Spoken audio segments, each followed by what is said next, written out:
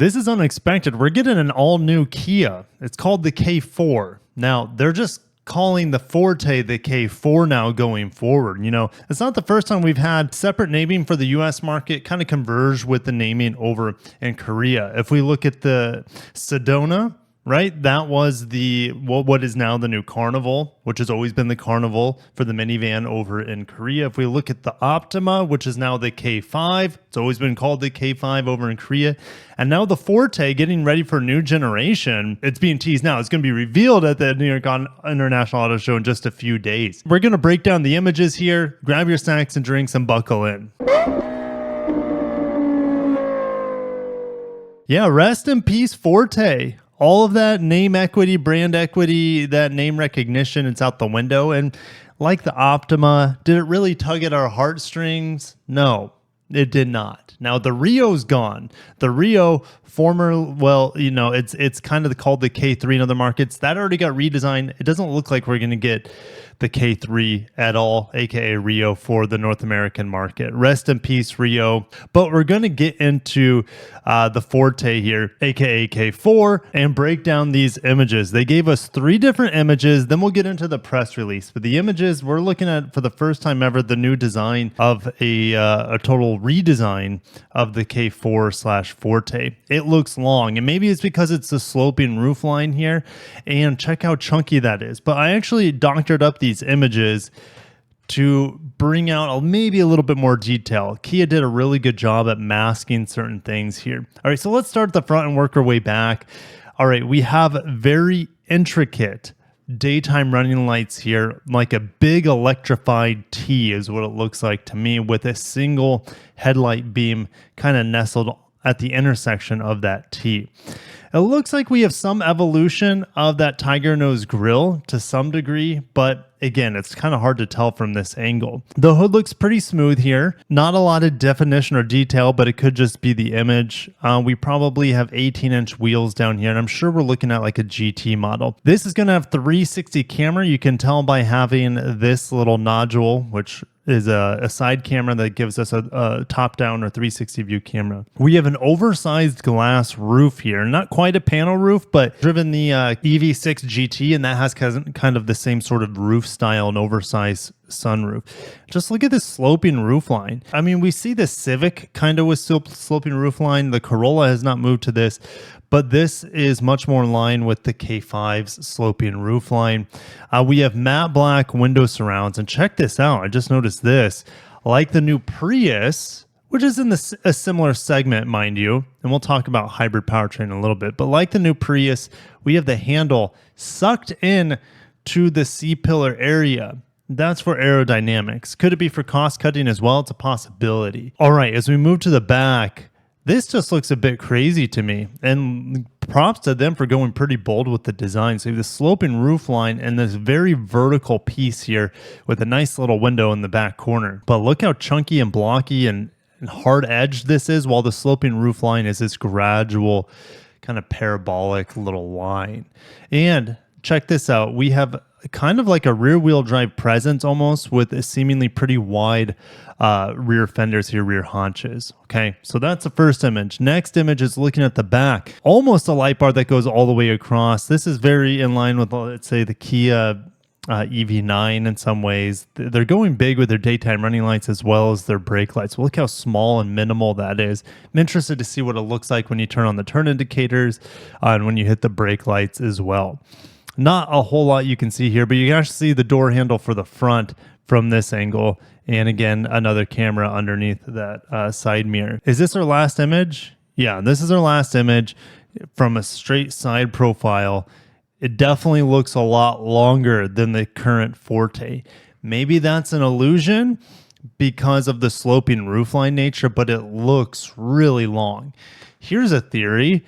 Could the K5 be replaced with the K4? Could the K4 knock off the K5 and the Forte, and we just have one model for sedans from Kia instead, with the Rio being gone, Optima being gone, K5 being gone. Could this be replacing the whole sedan lineup? It's a possibility. And if that's the case, they're going to have to go big with the powertrains. But I don't want to get too much into speculation road. Speaking of powertrains, it's logical to just carry over everything from the current Forte, right? The 2-liter naturally aspirated with 147 horsepower, 132 pound-feet of torque, mated to a CVT, or what they call an IVT.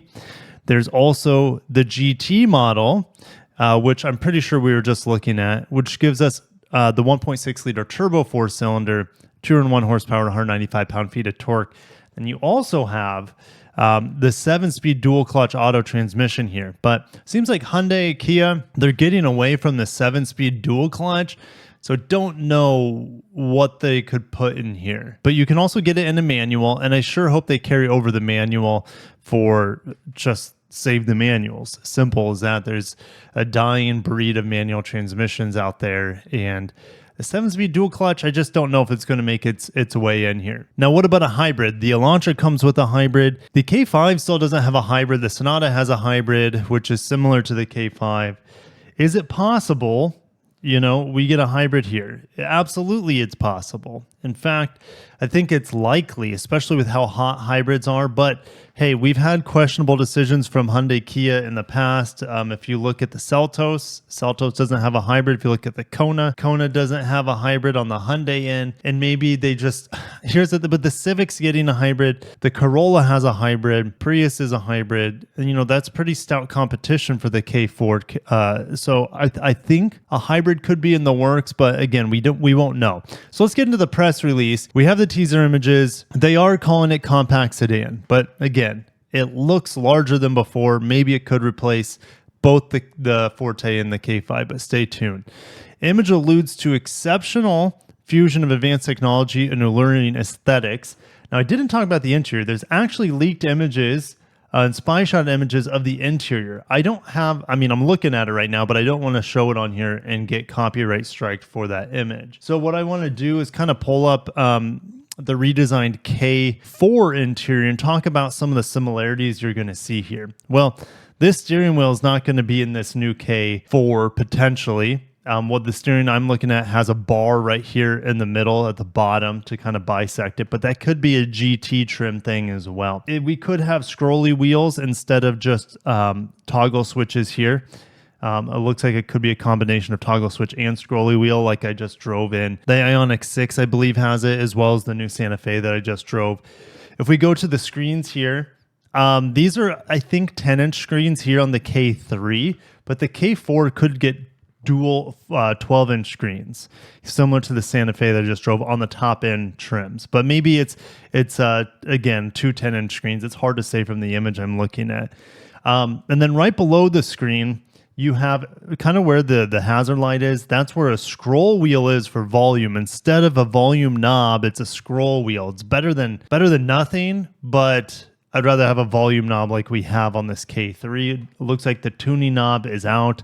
And on the sides of that scrolly wheel volume knob, you're going to have buttons, hard buttons for media, seek, favorites, that sort of thing. Below the buttons here, that's where the vents are on the spy shots. And then below that, there are more buttons for seemingly climate control. So hard touch buttons, not touch panel buttons, thank God, but hard touch buttons. So Kia may have already jumped past like, hey, people don't want this touch panel button thing.